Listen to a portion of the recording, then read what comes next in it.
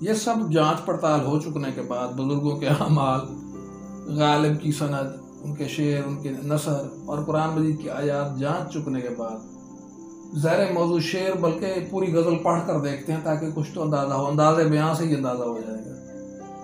پہلا شعر ہے جی، جہاں تیرا نقش قدم دیکھتے ہیں، جہاں تیرا نقش قدم دیکھتے ہیں، خیاباں خیاباں ارم دیکھتے ہیں، دل آشفتگاں خال کنج دہن کے، سویدا میں سیر عدم دیکھتے ہیں، تیرے سرو قامت سے ایک قد آدم، تیرے سرو قامت سے ایک قد آدم، قیامت کے فتنے کو کم دیکھتے ہیں۔ حد ہو گئی بھائی، یہاں لفظ فتنہ موجود ہے۔ ہمت تو ان کی ہے جو اس لفظ فتنے کی موجودگی میں اس غزل کو نعتیہ کہہ لیتے ہیں، اور اگر کوئی کہتا ہے کہ صرف ایک شعر نعتیہ تو بھائی اس کو اطلاع ہو کہ یہ غزل مسلسل ہے۔ اگلا شعر دیکھیں، تماشا کہ اے محو آئینہ داری، تجھے کس تمنا سے ہم دیکھتے ہیں، سبحان اللہ، بنا کر فقیروں کا ہم بھیس غالب، تماشائے اہل کرم دیکھتے ہیں، سبحان اللہ۔ انداز بیان سے ہی ظاہر ہے کہ یہ غزل مسلسل ہے، اور اس میں لفظ فتنے کی موجودگی میں اس کا کوئی شعر نعتیہ کیسے سمجھا جا سکتا ہے؟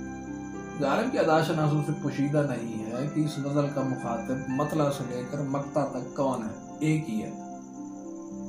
وہ کون ہے جو فقیروں کے بھیس میں اہل کرم کی سخاوت کا امتحان لیتا ہے، اور وہ کون ہے جو نقش قدم بنانے کے بعد محو آئینہ داری ہے مسلسل ازل سے لے کر اب تک، وہ کون ہے جس کے سر و قامت سے قیامت کا فتنہ بھی ایک قد آدم کم ہے۔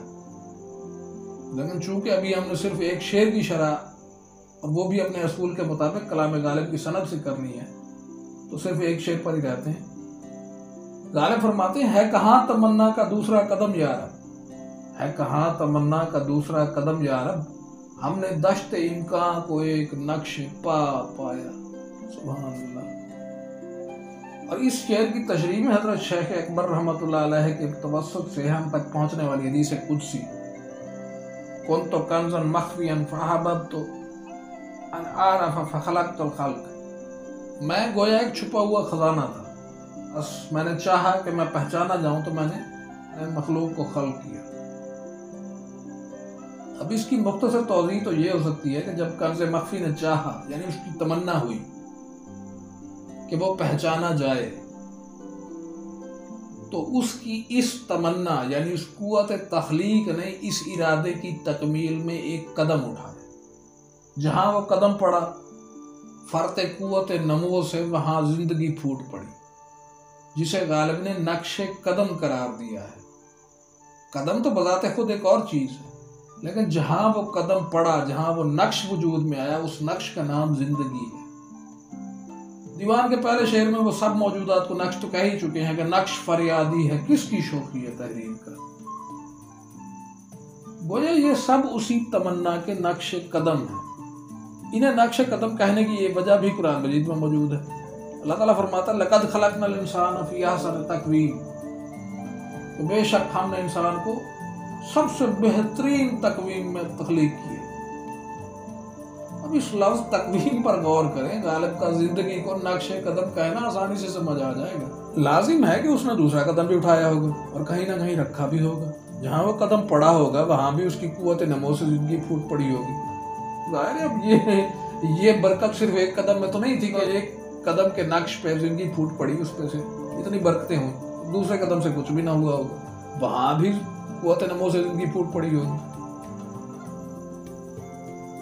اس پہلے قدم سے دوسرے قدم کا درمیانی فاصلہ چاہے وہ جتنا بھی ہے، ایک زیپٹو میٹر ہے، ایک سینٹی میٹر ہے، ایک ڈیسی میٹر ہے، ایک میٹر ہے، یا اربوں نوری سال جتنا بھی ہے، ان دو قدموں کا درمیانی فاصلہ تو بہرحال ایک سیدھ میں ہی ہونا ہے نا۔ اسے صراط مستقیم کہیں، سیدھ کہیں، جو مرضی کہیں۔ غالب نے اس سیدھ کو، ایک قدم سے دوسرے قدم کے درمیانی فاصلے کو خیاباں کہا ہے، راستہ۔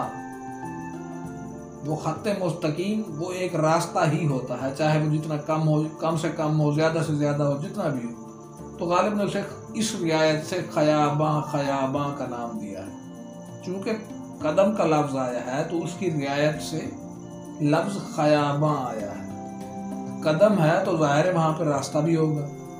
جہاں جہاں تمنا قدم رکھتی گئی وہ اس کا راستہ خیاباں خیاباں ہے. وہ جہاں جہاں قدم رکھتی گئی وہاں وہاں پہ زندگی پھوٹتی رہی. اور اسے غالب نے ارم دیکھتے ہیں کہا.